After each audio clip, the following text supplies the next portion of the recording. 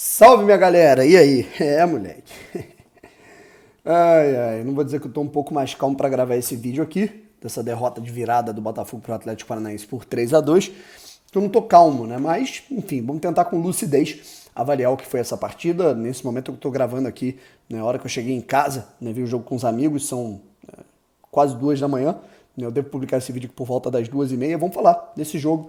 Botafogo, né, no caso o Atlético Paranaense 3, Botafogo 2. Botafogo abriu 2-0 no primeiro tempo e levou uma goleada, né? Por que não? Contando só o segundo tempo. O Botafogo levou 3 gols na segunda etapa e poderia até ter sido mais, né? Não fosse o PR, não fosse a falta de pontaria dos jogadores do Atlético Paranaense.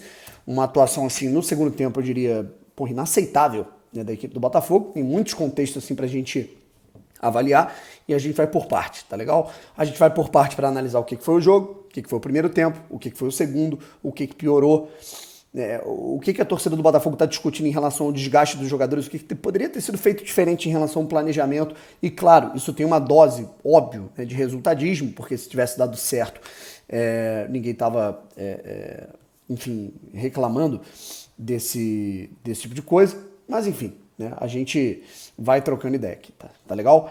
Vamos lá, se inscreve aqui no canal Brawl Fogo, deixa o like, ativa o sininho. Só vou pedir uma parada para vocês, né?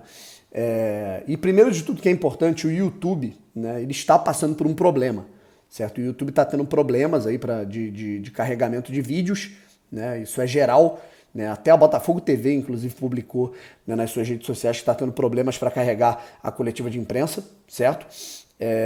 Então é um problema geral que está acontecendo. Foi até bom a gente dar uma acalmada para publicar esse vídeo aqui. Eu mesmo, no meu canal, né, de vídeos curtos, eu estou tendo problemas para publicar os meus vídeos, mas a hora que for, vai acontecer. Eu só vou fazer um pedido para vocês, né, rapaziada?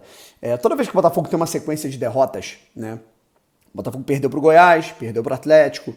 Tem uma galera que ela se desinscreve aqui do canal, dos canais do Botafogo de raiva. Quando você faz isso, cara, você não tá fazendo, né? Você não, assim, é claro que o cara vai querer deixar de assistir um pouco as coisas do Botafogo, né, durante um período porque ele quer dar uma desestressada, mas você não tá, assim, você tá prejudicando o trabalho de uma pessoa, né? Então, quando você tá se desinscrevendo do meu canal, né, você não tá, enfim, né, tu não tá nem ajudando o Botafogo, não tá nem me ajudando, né? Porque eu não tenho nada a ver com a crise do Botafogo, não tem nada a ver com, não é nem crise, né? Eu não tenho nada a ver com a derrota do Botafogo. Então, quando você se desinscreve aqui no canal, e tiveram uns 10 aí que se desinscreveram depois do jogo, né, que baixou o número, vocês estão me prejudicando, certo? Então, dá aquela moral pra gente poder chegar aos 91.600 inscritos aqui no canal Brawl Fogo e vambora, rapaziada. O primeiro tempo começa, né? Na verdade, o jogo já começa disperso pro Botafogo, tá? É aquilo, o Botafogo conseguiu vencer o primeiro tempo, né, na qualidade técnica dos seus jogadores, equilibrou o jogo em um determinado momento, mas com 10 segundos o de Plácido quase comete um pênalti, quase é expulso. O Voaden vai ao VAR avaliar uma possível expulsão para o lateral direito do Botafogo, que seria uma tragédia, né? A gente falava aqui do cuidado que o Botafogo tinha que ter, que o Fluminense não teve, para passar um tempo inteiro com um jogador a menos e ter um desgaste. Afinal, tem Botafogo e Fluminense no sábado.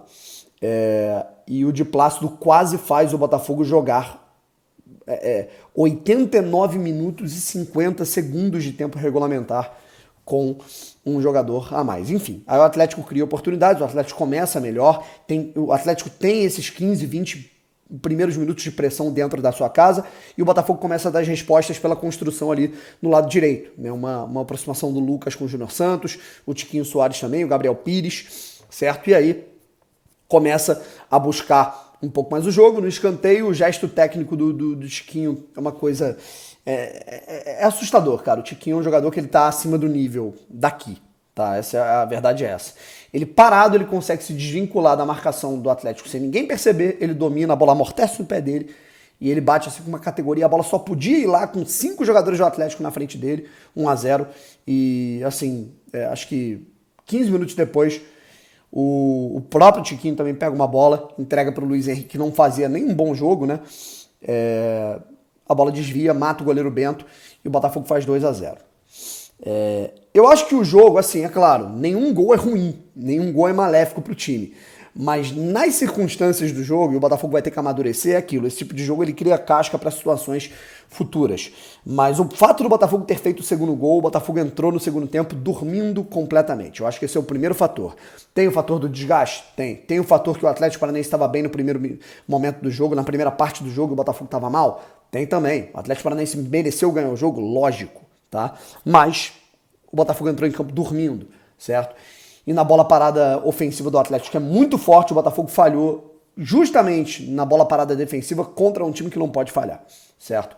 Vitor Roque fez o primeiro, aí o Botafogo se abalou completamente, o Gabriel Pires estava amarelado, ele teve que sair do jogo, aí entrou ali o Eduardo, entraram o Marlon, né, os jogadores entraram ali, no primeiro momento que os jogadores entram em campo, Vitor Sá, Marlon e Eduardo, o Botafogo, 1 minuto depois, toma o gol de empate numa sapatada do meio da rua do Vitor Bueno, num erro que, na minha opinião, foi dos dois, foi tanto do Hugo quanto do Vitor Sá. O Hugo, que na minha opinião, no segundo tempo, assim, o primeiro tempo dele até foi bom, o segundo tempo foi, assim, catastrófico, sabe? Eu não tenho como classificar de outra maneira, sabe? Eu acho que o segundo tempo do Hugo foi algo pavoroso, né? Ele participa ali do erro que entrega a bola para o Atlético Paranaense, o Botafogo desguarnecido, o Marlon não faz a aproximação para, no mínimo, incomodar ali o chute do Vitor Bueno, que acerta um chutaço ali no canto do Lucas Perry, certo? O Atlético já era para ter, inclusive, virado o jogo antes, né? Perde oportunidades com o Canóbio, com o William Bigode, com o Vitor Roque, e vira o jogo com o Fernandinho, numa falta boba cometida pelo Hugo, e ele mesmo falha na marcação do Fernandinho, coisa que não era nem para ele estar ali no primeiro poste, né? No primeiro pau tem que ser um cara mais forte fisicamente, né? E aí o Fernandinho ganha e faz 3-2. Poderia ter sido 4, 5, certo? O Botafogo no segundo tempo morreu completamente, sabe?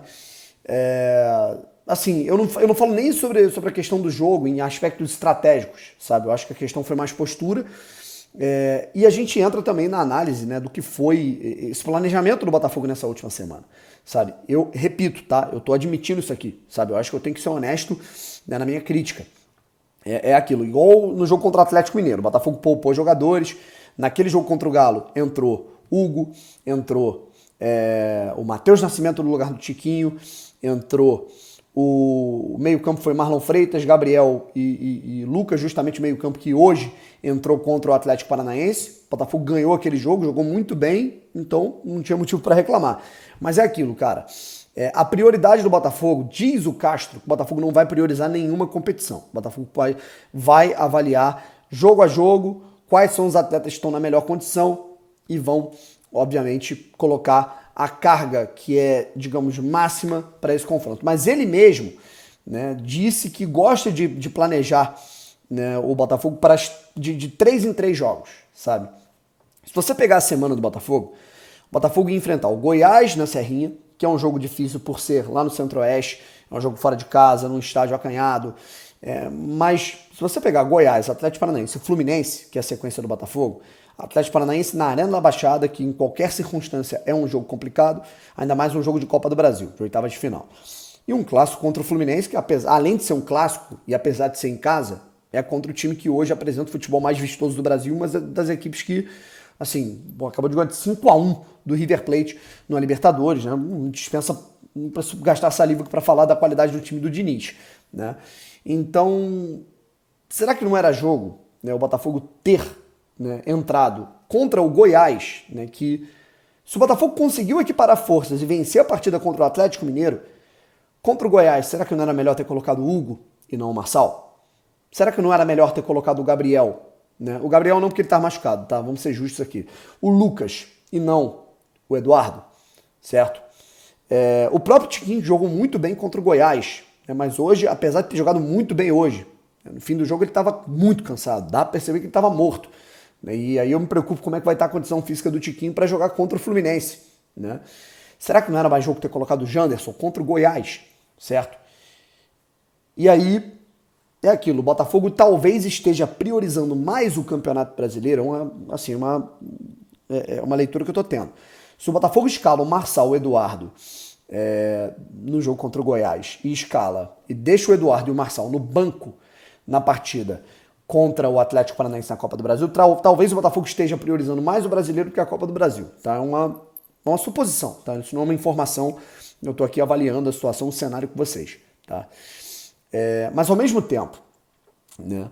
Será que num jogo de mata-mata, né, de uma pressão grande contra uma equipe que é chata dentro de casa daquele jeito, será que não era mais jogo ter colocado o Hugo para jogar contra o Goiás? Porque ele é um cara que num enfrentamento ali, Hugo e Maguinho, né, Hugo e o ponta do Goiás, o Hugo daria contra o recado. Um enfrentamento contra um time que está disputando Libertadores, jogos grandes de Copa do Brasil, brasileiro, né, nas últimas 2, 3 temporadas, talvez fosse melhor o Marçal hoje, e não no último jogo contra o Goiás. Mas enfim, eu obviamente estou me apegando a uma dose de resultadismo, afinal o Botafogo perdeu os 2 jogos, né? E não sei, talvez não fosse melhor, né, esse tipo de situação hoje, né? O Eduardo não ter jogado contra o Goiás, em que ele foi mal, e hoje ele ter começado, e aí no segundo tempo o Botafogo rodar, circular um pouco mais de posse com o Lucas e tudo mais, talvez fosse uma opção mais viável, né? Mas é aquilo que eu falo, só talvez, sabe? Vamos ver como é que vão estar os jogadores do Botafogo em termos de desgaste e aspecto físico para a partida contra o Fluminense. Aquilo, não acho que é o fim do mundo, eu acho que o contexto ele murcha a gente, né? Faz com que o torcedor do Botafogo tenha menos confiança nesse time para jogos mais decisivos, porque a gente está falando de um jogo que o Botafogo tem 2-0 e toma uma virada de 3-2 no segundo tempo. Ainda tem um jogo de volta no Newton Santos em que, assim, tá tudo em aberto, o Botafogo pode ainda conseguir êxito na sua classificação, né? Mas é aquilo, cara, o Botafogo não vai conseguir, né? A gente tem mais elenco do que tinha ano passado? Tem. A gente tem mais elenco do que teve nos últimos 10 anos? Óbvio, né? Mas naturalmente a gente não tem perna ainda, né? Se o Flamengo, né, que é uma equipe que tem o maior investimento da América, não tem elenco, não tem perna para jogar 3 campeonatos, tanto é que no ano passado o Dorival teve que abrir mão do Campeonato Brasileiro, o Botafogo também não vai ter. O Fluminense não está tendo. Inclusive o Diniz está sendo criticado por isso que ele não está poupando em momento nenhum, né? O Botafogo também não vai ter. Então, em algum momento, o Botafogo vai ter que abrir mão de alguma competição. Não vai adiantar, é aquilo que eu falo. O Castro falou que ele não vai priorizar nenhuma competição. Eu acho que isso é mais um recado externo. Internamente ele vai ter que priorizar alguma e descartar outra, certo? E aí deixa o critério de vocês para entender o que é mais viável. O objetivo principal do Botafogo é se classificar para a Copa Libertadores de 2024, certo? Claro que a torcida do Botafogo quer um título. Claro que o botafoguense quer ser campeão, certo? E para isso eu acho que o torneio mais viável para o Botafogo tentar ganhar, né? Isso é um tema para a gente falar num outro vídeo, né? Com mais propriedade, com mais aprofundamento, é a Copa Sul-Americana, certo? Então talvez jogar a Sul-Americana e o Campeonato Brasileiro visando classificação para a Copa Libertadores sejam 2 prioridades, certo? Mas enfim, é aquilo, cabeça erguida, vamos buscar esse jogo agora contra o Fluminense, que vai ser um jogo muito importante, certo? Muito importante. Depois tem Copa do Brasil, tem Copa Sul-Americana contra o César Valerro, e aí a gente na outra semana vai ter Botafogo e Atlético Paranaense, Campeonato Brasileiro, né? Copa do Brasil e depois Brasileiro, né? Vão ser 3 confrontos em poucos dias contra o Atlético Paranaense. Fechou, rapaziada? Beijo, tamo junto, um abraço e fui.